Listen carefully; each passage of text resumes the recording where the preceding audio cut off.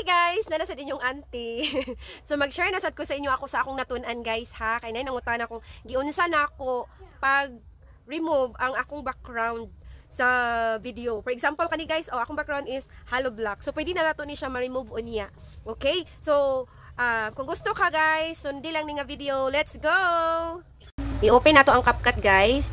Tapos diri i-click na tong new projects. Dayon, automatic makatuta sa album guys. So, dali din pili sa video. So, for example, pili tawag kuan kanilang 16. Okay, so nana siya ang video guys. Nana sa, okay. So, atong buhaton diri guys, na naman tong video no.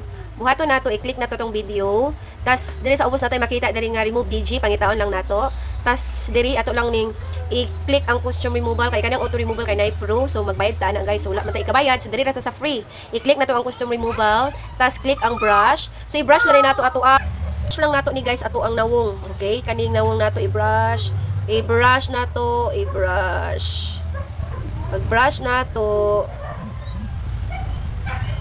Okay, kana tanan gyud ato i-brush guys. Then pag mabuyan na nato ni guys, mabuyan. So natay makita applying costume removal. So hulatan nato ni guys nga mag 100% ay kanang puti is makompleto na siya. So iha din nato i-check dayon diri sa kilid. Pag makompleto na siya dira sa kilid nga makatuyok na ng white.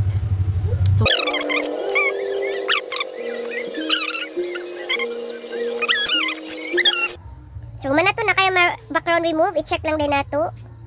Tas kani guys atong i-play ha.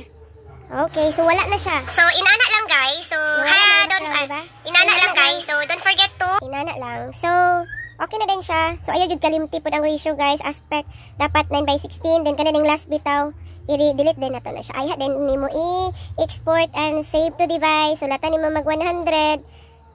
Okay, so automatic na din na siya mo adto sa atong gallery or album. Click done. So ana lang. Thank you guys. don't forget to follow and share sa ato ang video guys para sa makabalo ang uban. See you on our next tutorial video. Bye-bye!